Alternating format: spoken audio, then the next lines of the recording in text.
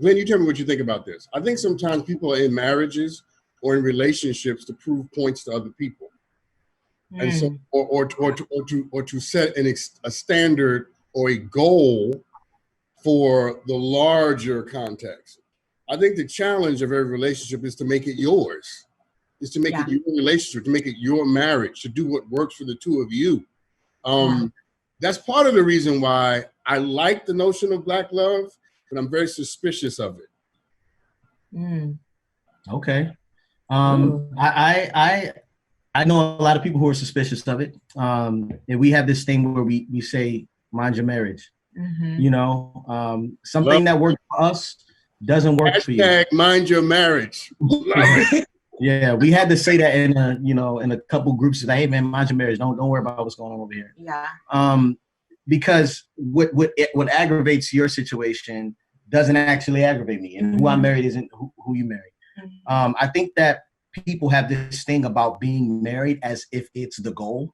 The marriage is like the celebration.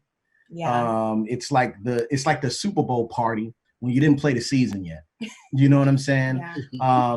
And I think that the ring is the trophy, and it's all these different things. But the goal for marriage is a lifelong a life of service and knowing and loving each other, despite how you feel.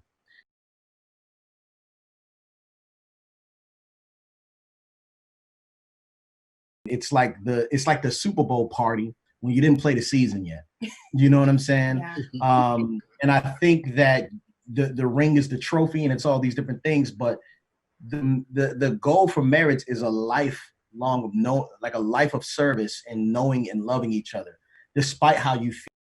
If you violated your own integrity, because the goal ultimately isn't just to put a smile on her face, but it's to live up to the expectations you set for yourself. Yes, and that's really hard for me. I would say I struggle with that the most, because I'm a person that doesn't want for nothing. I was abused as a child. I got to stay out of the way. I got to keep quiet. I don't want anything. You know what I'm saying? But Yvette's happiness in her, like, that's really is what, like, I spend a lot of my time doing. And she's kind of like, she won't stop. She'll ask for the world. You know, she's like, well, when you give it up for iPads, well, I want a free iPad. You don't give me a car, right? We need to roof it. You know what I'm saying? I'm kind of like, hold on. No, is that not accurate? Yeah, it is accurate. Is it not? I mean, the roof. Okay. I didn't want the roof fixed. Okay, but we got the roof fixed. So anyway, like, I do believe that is something that I struggle with, and that would be those real moments in the podcast where we would just talk about and say, hey, I can't fix this about me. And then we've been having this conversation about me needing to go into therapy. We're in couples therapy. We're about to start actually really soon. And so, yeah. And even that conversation of how do you get help with your relationship? What does that really look like? Because people always say, I need a counselor.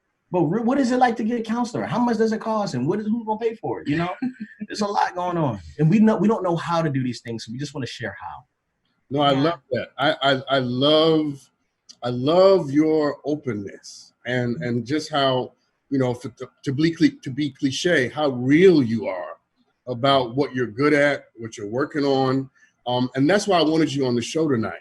Because I've had couples on the show who were married, you know, they're therapists. They can tell you how to do X, Y, and Z, and 3 steps to that, and 9 steps to that. But I wanted some people on the show tonight who were thoughtful, who had mastered some things, but who were open enough to say to the world, let me, the way your podcast does, let me take you in to what this is really going to be like, so that you can have an understanding of it and you understand the joys and the challenges of it, so that nobody watching this show henceforth and forevermore into perpetuity, eternally speaking, you like that whole sentence, will ever allow sitcoms and soap operas to be the standard of their relationship. Teach, Dr. Sean.